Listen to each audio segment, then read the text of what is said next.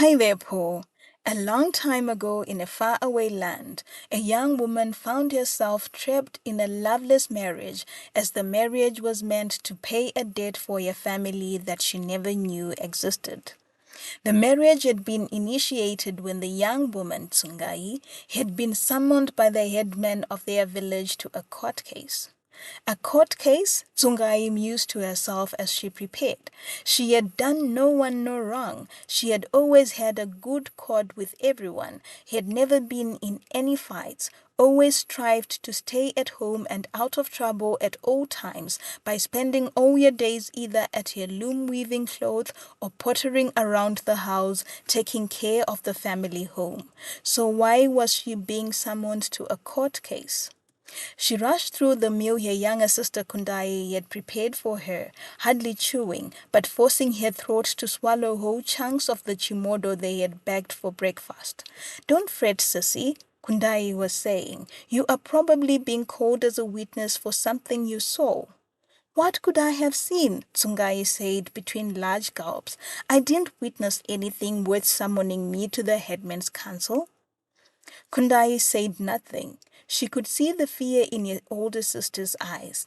Tsungai had always been an upstanding citizen, to an extent that people used her as an example for their own daughters.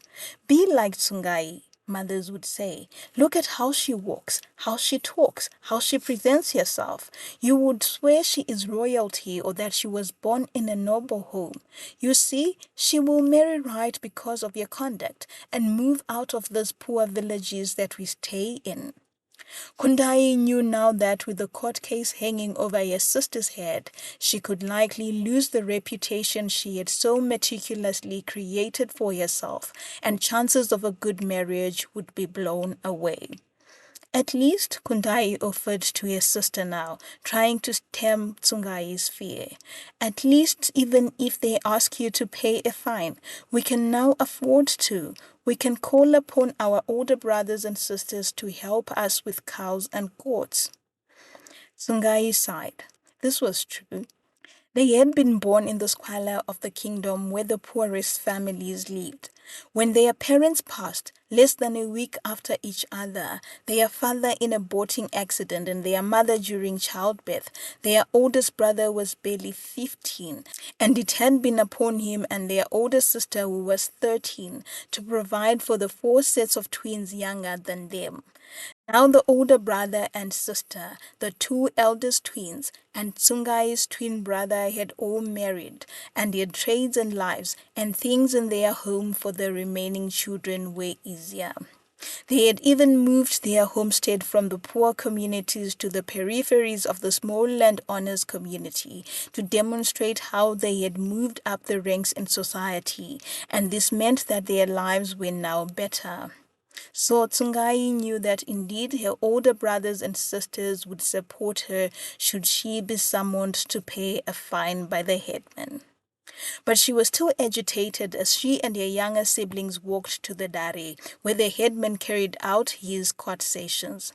They found the dare already buzzing as spectators had already picked out favorable spots in the shade and underneath trees so they could watch and listen to the proceedings without being left out. Tsungai's siblings went to join the spectators as she squeezed her way to the front where accused and accusers sat. She found a spot and sat, looking around at the faces before her to see who could have lodged a complaint against her. She hardly knew any of the people here, she thought to herself, so who had dragged her here? Luckily for her, the headman, Sabuku, did not take long to arrive, and once his 2 assistants pulled out his stool and stood beside him, the whole crowd quieted, a feverish, anticipating quiet descending upon the crowd. "Welcome, everyone," the headman Sabuku said. "Today we have 5 cases, and we will call upon both the complainant and the accuser to state their story. Due to time constraints, we would like all of you to get straight to the point, as time wasting will attract a fine even when you are the complainant." He turned to the crowd and said, "We would also appreciate your silence during the court case, all right?" the crowd murmured in response. Then let us begin. I will call upon the first complainant, Sekurugidi, and his accused, Tsungai, the fisherman's daughter, to take the stand. Tsungai looked over at the elderly complainant and was stunned. She had never met this man before. Who was he? What crime was he even accusing her of? But she could see the eyes that were looking at her, so she stood and went to stand beside the headman where accused stood. Sekurugidi, Sabuku continued, please state your case. 20-odd years ago, the elderly man began, my youngest brother Kurwa had a brutal knock from the Grim Reaper on his door and he opened.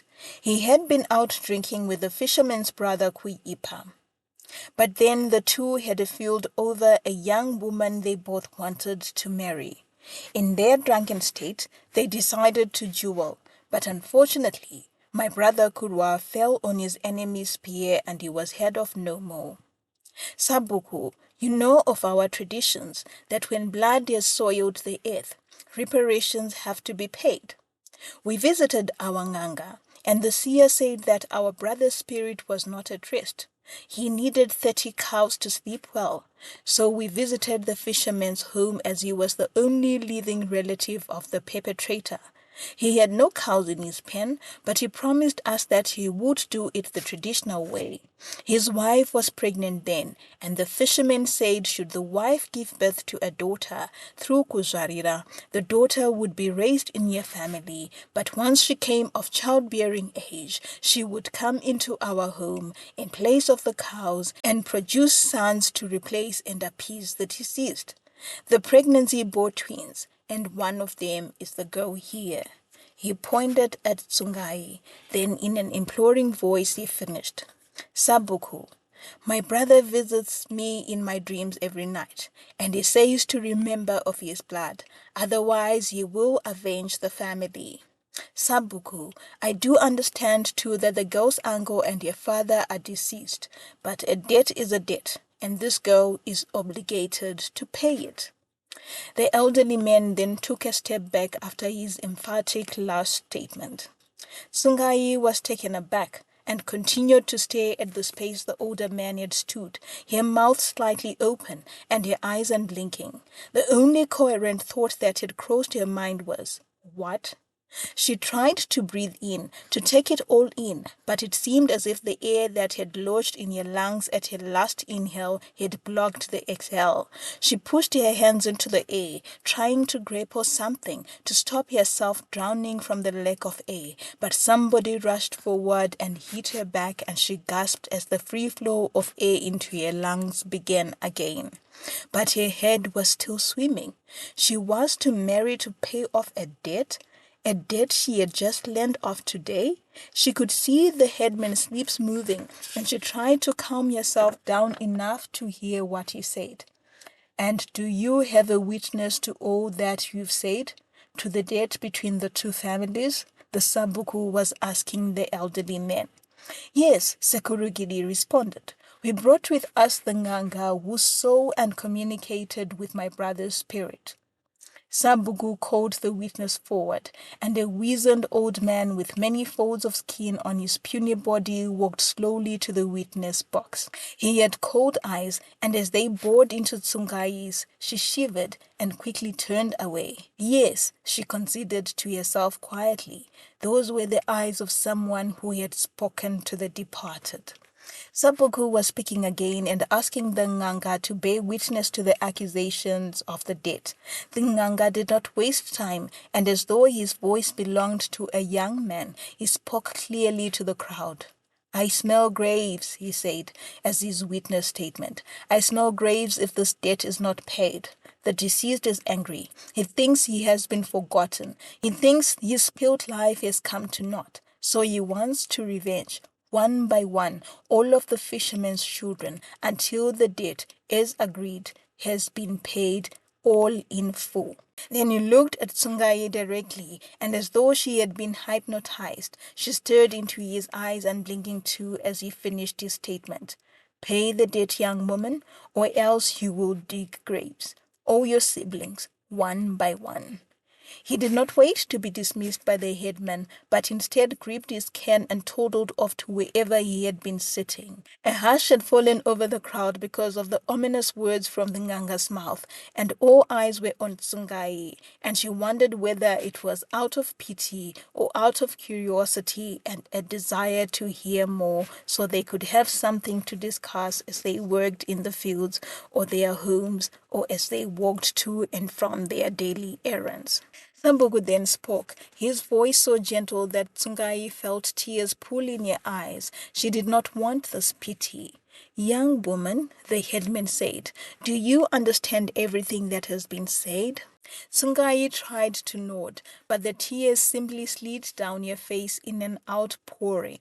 Then swallowing the lump in her throat and speaking in a voice so feeble and so low that she doubted anyone else could hear it, she asked, what if I pay the debt on my own, the 30 cows, without having to marry?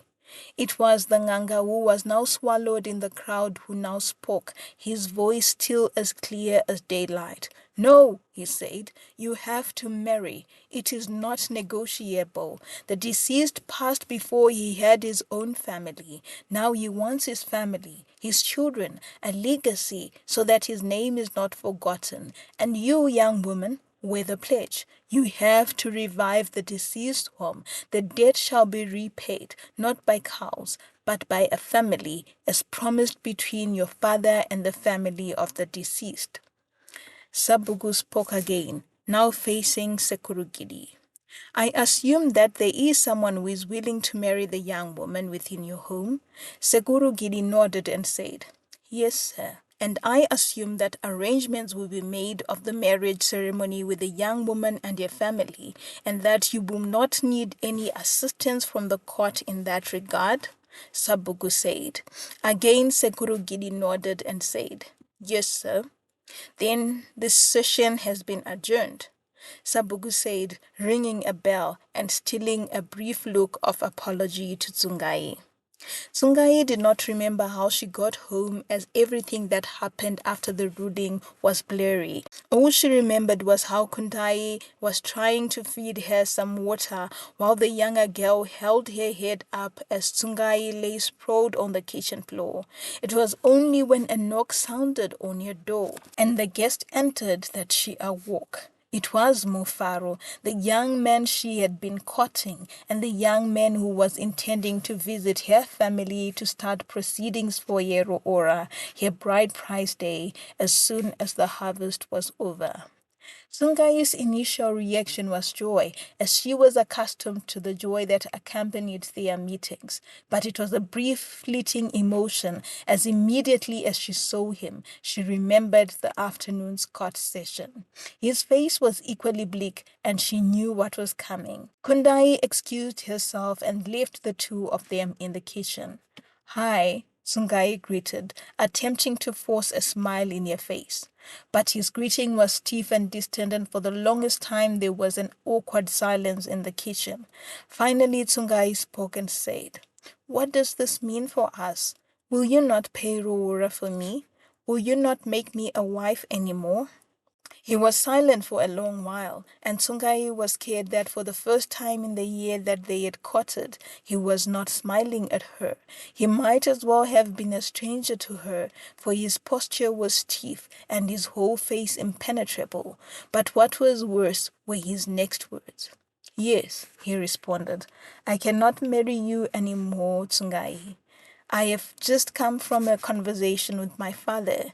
He has said we cannot marry a woman who has been pledged for, as she will bring curses into our home. I am sorry, Tsungai. After all this time, she wanted to cry out. After all you have told me every single day, after you've told me you cannot live without me, after you have promised me forever, now you don't even want to fight for me, fight for us.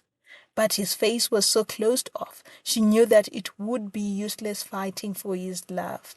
So she raised her chin, and with a little pride left in her body and in her spirit, she said, I understand, and tried not to bite her bottom lip to stop it from quivering as he bade his farewells and only let go after he had left. Kundai came to sit with her again, comforting her older sister, who she rocked in her arms until at last she had cried her tear ducts out.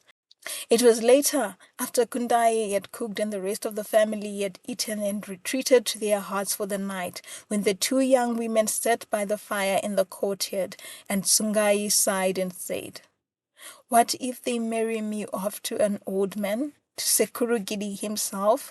From the other stories they had heard of other girls who had been forced into marriage through the practice of Kuzvarira, often the husbands would be old and severely advanced in age.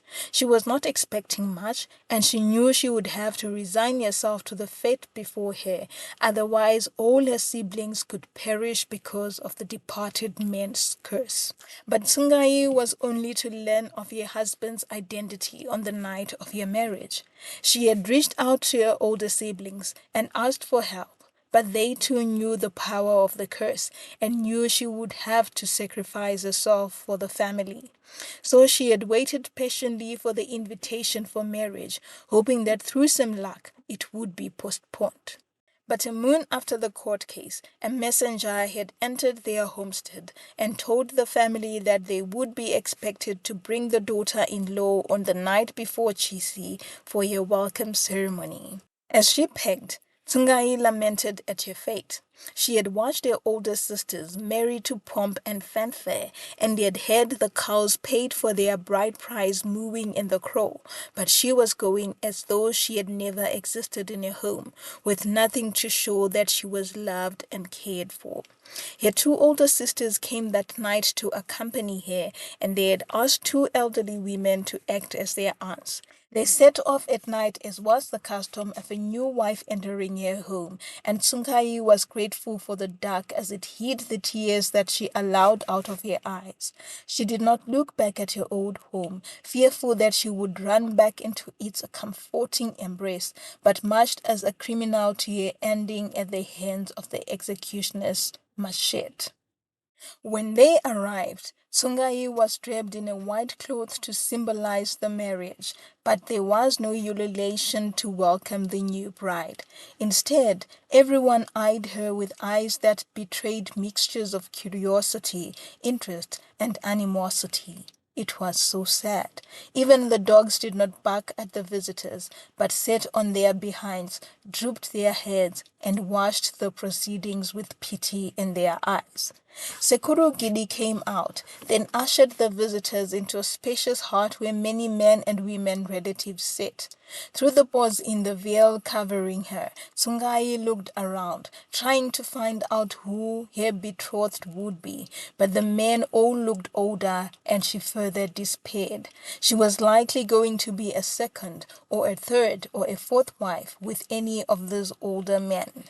Once everyone had settled, Sekuru Gidi then stood, and in the brightness of the many lamps around the room he spoke. "Ladies, we appreciate you and your family for holding the end of your bargain. We would like now for the white covering to be removed from your face so that we know if you have brought the right woman." Tsungai felt as though she was being stripped nude as the covering was removed and she was exposed to all gathered. Sekurugudo saw her and nodded, then continued, "Ladies, thank you. We do see the real bride to the family. Now, you will have to agree with me that these are unusual circumstances. As such, our culture does not allow us to celebrate a pledging marriage, as this was done for date purposes. This means that all the other women here are free to go back to their homes while the bride remains to consummate her new home." Tsungai heard the words but did not take them in her heart, as it was too numb, too sore to feel. She had resigned herself to whatever would happen from now on. She heard in her subconscious, as one of the older women who was playing the role of Tete said, "We hear you, Tezara, our brother-in-law, but we cannot leave without knowing our son-in-law, lest we meet him on the street tomorrow and we step on his toes and then run the risk of incurring a debt for disrespect. Please, Tezara, show us our in-law so we can return home in peace." Sekuru Gidi nodded, then spoke, beckoning with his fingers to someone in the corner. "Son, "Tawana," he said, "come closer and meet your new family." There was commotion out of the corner of Tsungai's eyes. She did not look up, even as the new husband came to stand before them. Then she heard her sisters and her aunts exclaim in what seemed like pleasant surprise. Only then did she raise her head and look up slowly, and what a shock it was! Instead of an older man, there before her stood a man as young as she was. He had sinewness in his body, attesting to the hard work he put in whatever he did. He had broad shoulders that looked like they could carry a cow, but it was his face, which she had not expected at all, for it was a handsome young face which housed an easy smile and the most inquisitive eyes she had ever seen, and it was when their eyes met and held each other for a long time that she found herself shivering. There was just too much disdain in his eyes. Sungai barely listened as Sekurugiri then spoke, introducing her to her new family and then bidding farewell to her old family. She went through the motions as her sisters and her aunts left, and as the older women in the Gidi family introduced her to the other family members present. Then they took her out to a lone hut at the peripheries of the homestead. "This is your new husband's heart," they told her, "your new home. You and your husband can further extend this piece of land by building more huts. But for now, this is home," they said. "Thank you," Tsungai responded as she looked around at the scantily decorated hut that was severely masculine. "Let's sit and talk, child," one of the older aunts said, and they all sat. "Now," she said, "I know how difficult this situation is for you. You probably had a sweetheart you wanted to marry and build a life with, but this is your reality, and you are a woman, so you have to be strong, to be resilient. Now your duty in this homestead is to revive and increase Kurwa's name. You and your husband shall meet for consummation purposes, and then you shall give birth. Should you have daughters, that will be okay, they will be yours. But your firstborn son will be dedicated to the spirit of the departed, and thus will be Kurwa's son and will be raised by Kurwa's mother.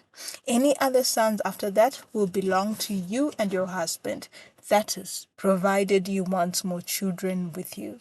The woman stopped and looked at Tsungai to see if she had understood, and the young woman nodded, simply hoarding the words in her brain and hoping to digest them later. "Another issue of importance, child," the older woman continued, "is with regards to your husband. We had extensive debates in the family as to who would marry you, as all the men were open to taking you in addition to their existing wives. But we saw you. You are young. You're beautiful. You are vital. The women felt it would be unfair of them to share with you their old husbands, so we gave you Sekurugidi's eldest grandson. Now, we want you to understand this. He is a man, and he has his exploits within the kingdom. So we are telling you this so you will not be surprised should you choose to marry someone else, so that he can keep his own name and build his own legacy. Understood?" Tsungai had no objection, and she nodded. Whatever they wanted her to do in this marriage, she would do. "Okay then," the older woman concluded. "This is it. We shall now leave you to it. Remember, be respectful to your husband and the family always. Your stay in this family will be easier." And they left. Sungai did not move after they left, simply remaining sitting on the reed mat on the ground and staring into outer space, trying not to give in to the multitudes of thoughts that threatened to swallow her. A part of her wanted to lash out, a part of her wanted to disappear, dissolve into the wall, and be one with the mud and brick, and a part of her wanted to be in the warmth of her home with her siblings. But this was life now. She had, rather than saw Tawona enter, and she felt, rather than saw his long, still disdainful gaze on her. Then in the periphery of her eye, he moved, methodically changing. Then he took some blankets and dumped them beside her before stripping his bed and getting onto it. It was only when he started snoring that she shook herself and realized that the cold, hard floor had numbed her behind, and she quickly changed and wore her warm clothes before rolling herself into the blankets and willed sleep into her consciousness. Only before she slipped off did she realize that she and her husband had not exchanged a single word since their marriage. In the morning, she woke up early, way before the cocks had crowed, and she went in search of the other women of the homestead who were already starting fires or sweeping their plots of land for the day. They gave her cleaning utensils and firewood and pots and pans, and showed her the communal shed where food was stored in. "Quick," an older aunt said, "go start your fire and cook for your husband so that when he wakes up, a hot meal will be ready for him." But when he woke up, he looked at the meal she offered him, and his first ever words to her were, "No? What if you put Mvwira there? No, I don't want to be snared by a love potion." And he leapt in the direction of his mother's home. Things in the marriage remained tense for over 3 moons. They tried as hard as they could to stay out of each other's space and hardly spoke when there was no need to. Tsungai had learnt that her husband would not eat whatever she cooked and that he went to eat in his mother's kitchen. In their heart, he took the bed and she slept on the reed mat. During the day, she worked in the fields like all the women in the homestead, who tended to the grains and vegetables they grew under the watchful eye of Mbuyagidi, who supervised all field work to ensure that the sheds were full. He, on the other hand, would go into the forest to hunt and bring game for the family. As such, their different duties never interacted. One day, 3 moons into the marriage, Mbuya Gidi called the two of them into her heart, then set them down. The old matriarch, though her back was stooped and her hands were gnarled and wizened, and the pupils in her eyes almost white with cataracts, had the sharpest eyes and a keen sense of character. The few times that Tsungai had interacted with her, she had felt that the woman could read into her soul. 3 moons into your marriage now, eh? The older woman said, looking at the both of them. Then directly at Tawana, she added with an accusatory tone, "And yet, I am yet to see your wife spitting around the yard." It took a moment for the confusion to lift off Tawana's face, and he laughed lightly with no mirth, glancing quickly over at Tsungai, then shifting in his seat uncomfortably. Then he said, Mbuya, very soon?" The old woman did not move but looked at the young woman for the longest time before saying, "How soon? We did not bring this woman into this home to decorate the homestead. No, you have a mandate to fulfill to the family and to your great uncle. You are the eldest grandchild, and one day in the future, this family will be in your hands. But woe to us if in that future day the family is led by a man who cannot woo and impregnate his own wife." Tsungai tried not to flinch at the words, and she knew, though, that were she to be asked of her opinion, she would say with all forthrightness that she was quite fine with the situation. But Tawana spoke and said, "Mboya, it is not like that. I was not ready when they told me I would marry, and I'm yet to." "Not ready?" the older woman spat. "How much readiness is needed here? Did your uncles not teach you how to handle a woman? Lo and behold, are you scared? Do you need help? Do you need herbs to help you so that I can call the herb doctor? Huh, Tawana?" The young man shifted and said, "I am not scared, Mbuya." "Fine then," Mbuya Gidi said, then laboriously rose. "I will leave you to it. And I do not want to see you going to your mother's kitchen to eat. You shall eat your wife's food. This will be the last time that we have this conversation." Then she looked meaningfully at Tsungai and left. The two of them sat quietly in the hut for a while as they literally watched their already tense interactions grow tenser. All of a sudden, Tsungai felt shy and she wanted to hide. The conversation was not one that she had wanted to have. Tawana, too, sat on his stool, a thoughtful expression on his face. He had known that eventually the conversation would arrive and he would be forced to play his part for his family. He looked down at the girl who was his wife and who sat on the floor now. She had played a part for your family, sacrificing herself for the greater good. Surely, now it had to be his turn. He gazed at her subconsciously for the longest time, and for the first time noticed her puny frame. Had she always been this small, or had she lost weight from not eating while in this house? He could not remember. He could also see the light twitch in her foot, and he wondered if she was comfortable, and why did she never smile at all? He sighed inwardly, wondering why he had agreed to this. Well, he had not agreed per se, but he could hardly defy an order given by his grandfather, could he? He had tried all he could to stall the wording, but eventually he had been unsuccessful and she had been forced onto him. Fine, she was not bad looking, and perhaps had he met her on his own, he might have pursued her, but force and free will always brought different results. He was shaken out of his reverie when she stirred uncomfortably from a cross-legged position, and he knew that she was waiting for him to stand so she could leave too, or to be dismissed otherwise by her husband. So he stood and said to the room, and not to her in particular, "I am going into the forest." He walked to the door, then looked back at her this time and pointedly said, "I will see you later tonight." And he left, her very sad face imprinted into his mind, while he wondered how he would be able to carry out the task expected of him tonight. After Tawana left, Tsungai stretched her cramped legs and sighed. She knew one thing. Tawana would not care at all about defying his grandmother.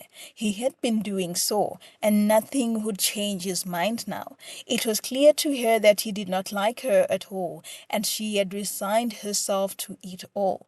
She wished that there was a way that she could tell him that it was okay and they could orchestrate a lie that they were trying, but she was infertile. Then she shook her head, remembering the old Nganga's words. It would be impossible to get out of that, as a family might all pass away should she fail to fulfill the mandate set for her by the deceased.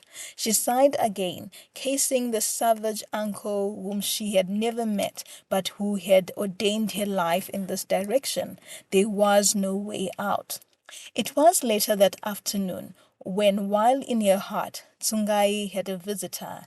It was a giddy aunt with yet another set of advice and a basket in her hands. Giddy men are strong and virile. They expect the same strength from their women, the aunt said. So I have to warn you to make sure you have plenty to eat tonight. Tsungai blushed madly. The woman then rummaged in her basket and produced a small potion bottle which she handed to Tsungai. "Use this in your bath water tonight. It is a powerful aphrodisiac and will make your husband desire you more." She then rummaged in the basket again and produced another portion. "This," she said, "will help you with fertility. You drink it once before and then once after the deed, and the womb will open and you shall have no problem in conceiving a son. Okay?" Tsungai nodded, embarrassment coloring her dark face. The aunt laughed, then said, "Murora, there is no need for shyness here. You are a married woman, and this is a part of marriage. Now, the last thing I will need for you is to make the environment conducive for childbearing between yourself and your husband. You are going to have to lose the ever-said funereal face that you carry around. It is unbecoming and does not endear your husband to you. Smile. Look your age. Smile at your husband. Show him receptiveness. Show him encouragement, because it is likely that the reason why your husband has not been forthcoming towards you has been that you have created walls and barriers around you. So these barriers have to drop immediately. Okay? Tsungai nodded and said, okay. The night was long and hard for Tsungai. She had bathed in the potion water. She had smiled, but her mouth's muscles, so unused to smiling, made it look like she was grimacing. But when later he had showed her gentleness and kindness, she had tried so hard not to cry, because she had not expected his tenderness, and she had not expected to be so at ease with him. In the ensuing days, it was the only language that they communicated in, hardly ever exchanging any words with each other during the day, but meeting silently on the bed or on the reed mat at night. With each coupling, Tsungai could only hope that the seed had taken root, and she had fulfilled her duty, not only to her husband, but to her family's dead, so that the avenging spirit would not swallow them all. A moon passed, then another waxed and waned, and there was no sign of her menses, and Tsungai knew that it had finally happened. That night, as she watched her husband lay on his side in the dim flickering lamplight, she knew she would miss their escapades, for why else would they couple after the reason behind their couplings had been fulfilled? She placed her hand over her stomach and lightly rubbed it, and a tear ran down her cheek. If this child was a boy, it would not be their child. It would be a legacy child and would be dedicated to the departed. She allowed another tear out of her eye, wondering why the universe had cursed her so bitterly. She had wanted to keep the secret of her pregnancy for a while longer, and in her heart of hearts, she knew it was because she didn't want to lose either the magic of having brought forth life into the world or the magic of her shared moments with Tawana. But the aunt who had brought her the potions had come to visit the day after Tsungai had discovered the pregnancy.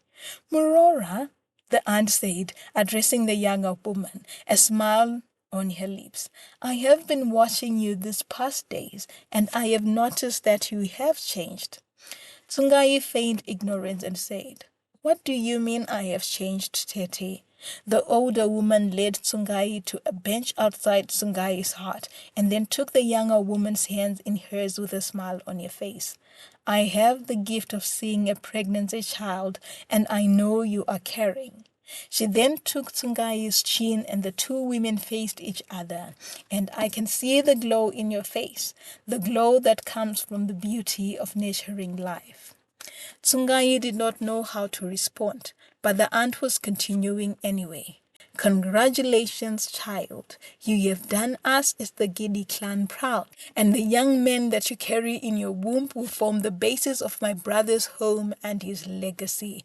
Well done, child. Now we will tell the family and celebrate.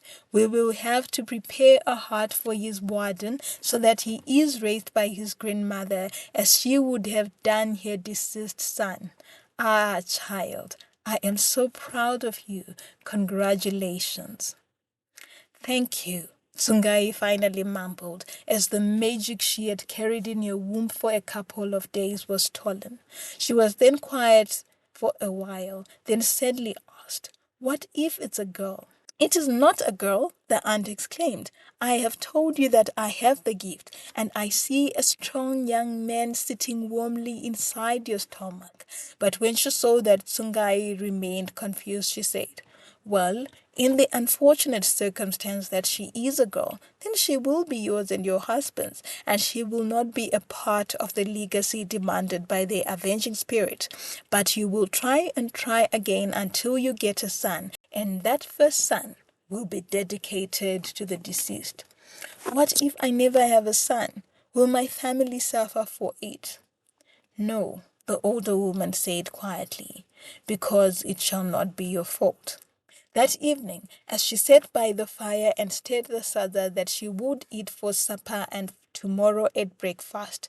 Tsungai heard ululation coming from somewhere in the homestead. She stood and craned her neck to see what was being ululated for, and saw the women of the compound dancing and throwing cloths on the ground for her husband to step on as though he was the guest of honor.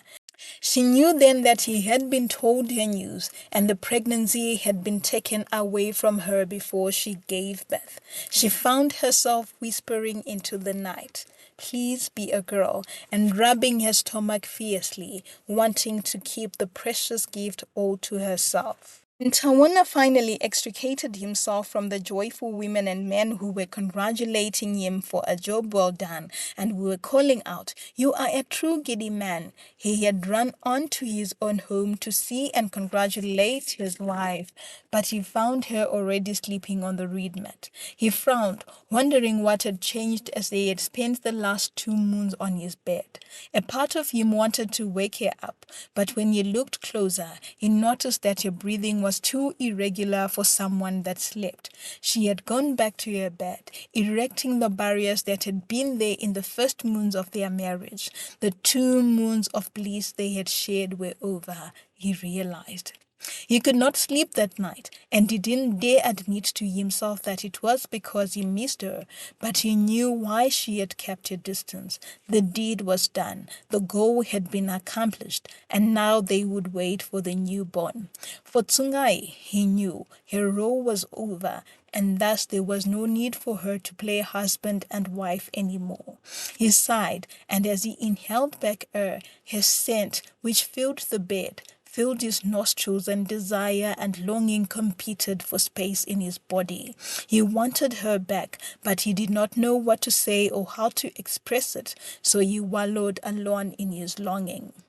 Sleep stole him for a few moments, but he immediately jolted back awake when all he had seen in those brief moments was her running away and out of the compound, clasping the baby to her chest. He looked over at her on the reed mat, and her breathing had stabilized and his heart calmed. Quietly, he got off the bed, then went to lift her off the reed mat, ignoring the subconscious protest, and lay her down on the bed before covering her up and taking his position beside her, where he tried as hard as he could not to touch her. In the flickering light from the lone lamp in the heart, he watched her eyelids fluttering gently with each breath, and heard the small sounds that rasped out of her throat. He remembered the first time he had seen her, when the veil had been covering her face had been removed. He had taken a sharp intake of breath, as he had not expected her at all. When he had learnt that he would be the family's sacrificial lamb, he had thought that the reason behind his elders' refusal to marry her themselves was because she was ungainly and unpleasant to look at, and he, as the youngest person in the family, would not be in a position to defy the elders. So he had not expected the dark-skinned beauty that had set before them. She was breathtaking, and he had had to will his heart back to life after he saw her the first time. But he had also known that she was to be dedicated, and all he had to do was his duty by his family. He regretted now how he had treated her in the early days of their marriage, hardly talking to her, refusing to eat the food she cooked for him, having her sleep on the floor while he took the bed. That had been a nasty precedent for the both of them, and he knew it was why she had decided to go back to the reed mat after the success of their consummation efforts. He missed her now, her sweetness, her scent, her femininity. How he wished that he had met her under different circumstances, and that they had started their marriage like any normal couple would. He tossed and turned again, wondering what he would do now to break down the walls he had erected around her once more. He knew that he had a lot of pride, and it would be difficult for him to apologize. He knew too that she too had a lot of pride, and even if he apologized, she would not come back to be by his side. And another thing was the pregnancy. The pregnancy was proof of how difficult the journey was for the both of them. The child would not be theirs. Tawona could hardly comprehend how Tsungai would react to her baby being taken away, but he knew that she would be severely heartbroken. He inhaled a large gulp of air as helplessness gripped him. What could he do to help her? The last thought on his mind before sleep finally snatched him as the first cock began to crow was, "Please, let it be a girl then." When he woke up the following morning, there was a determination to do better in his movements as he straightened the bed and did his morning wash. He found her sitting in the shed by the fire, nursing a cup of tea with a far-off look in her eyes. "Good morning," he said gently, grabbing a stool and coming to sit close to the fire so he would warm his body. He could see the startle in her eyes and knew that she was unaccustomed to having him sit with her, as their only connections had been on their marital bed. "Good morning," she responded at last before asking, "Would you like a cup of tea?" He nodded, but stopped her from pouring for him, instead bending down and making a cup for himself. They drank in silence for a while, and only after suds remained in his cup did Tawona ask her, "Are you not going to the fields today? I see most of the women folk have left." She shook her head and said, "No, Buyagidi said I should not work too hard during the pregnancy." Tawona nodded, looking at the still flat pregnant belly, but severely aware that the child she carried could not be his unless it were a girl. He closed his eyes as the resolve solidified in his heart, then stood and beat his farewells before pulling his skins tighter across his body to fight off the biting wind, and set off to the lone cottage that stood half in the villages and half in the forest. When he got to the entrance, he cupped his hands and began to clap them, a hollow, clappy sound coming out of them. It took a while for his claps to be recognized, and a voice as chilly as the morning and as trembly as the trees that danced in the wind spoke from the cottage. "Who is that disturbs my peace so early in the morning?" Tawona squatted onto the ground and did not stop clapping, but spoke in response to the voice. "It is I, great healer," he said.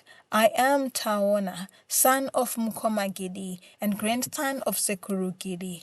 I have a question, something that has been eating my mind sore, and I need your help, great healer." There was no response for a while, and all Tawona could hear were the echoes of his clapping hands reverberating back in his eyes. Finally, the trembly voice spoke again and said, "And what brings you to my doorstep?" "Advice," Tawona said. "I need your advice, great healer." "Very well." This time the old man responded promptly. "Take off your shoes and enter, and leave your payments on the plate by the door." Tawona took off his sandals and walked into the dimly lit room where he saw a wooden plate by the door.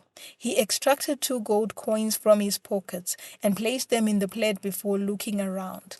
In one corner of the hut, he saw 2 pairs of white eyes staring at him, and he tried not to shiver as he walked towards the old man. The healer then pulled up his feathered whip and pointed to a small space on the floor for Tawona to sit.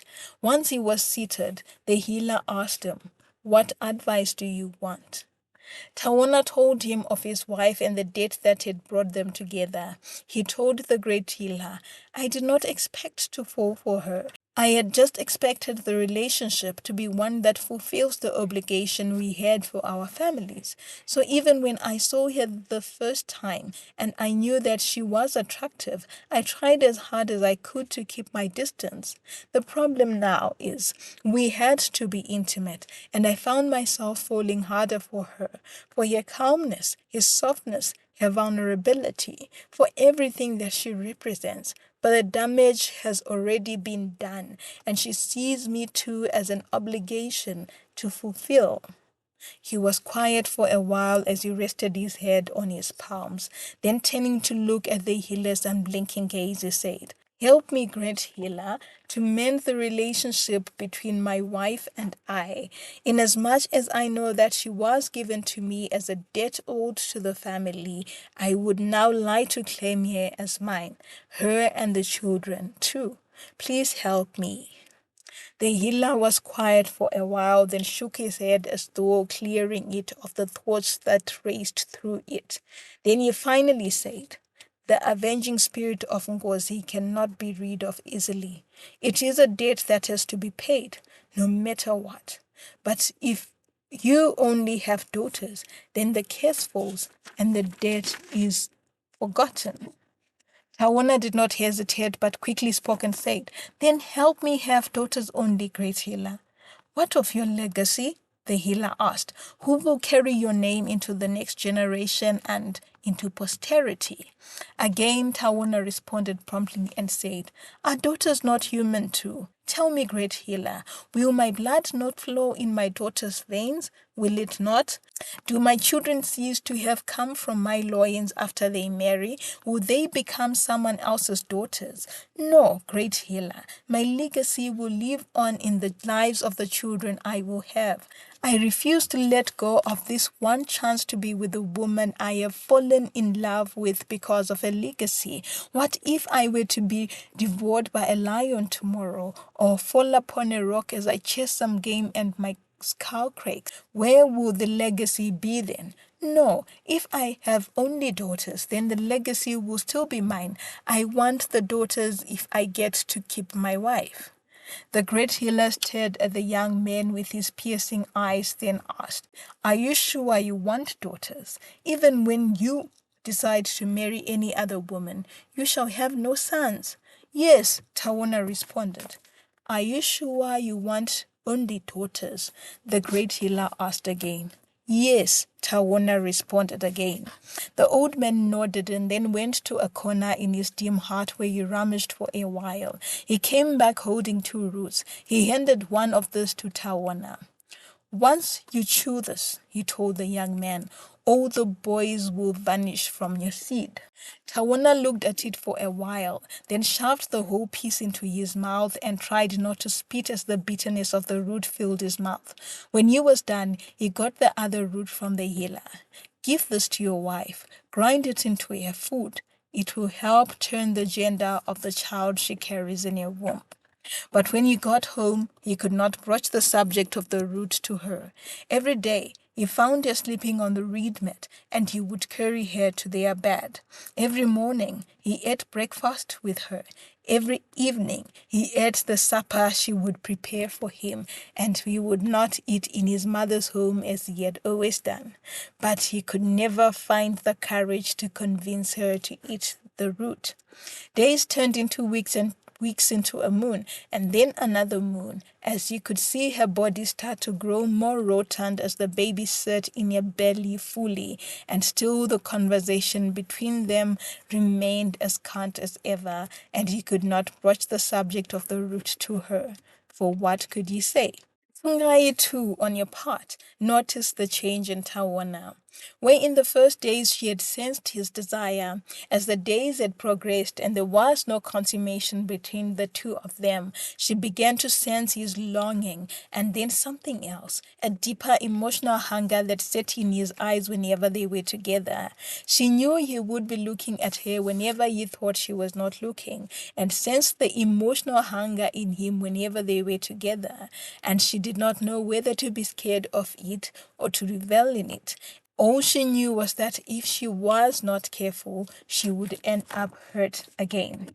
But too, she found herself longing to spend time with him more than anyone else in the homestead, for while his presence was quiet, it was reassuring.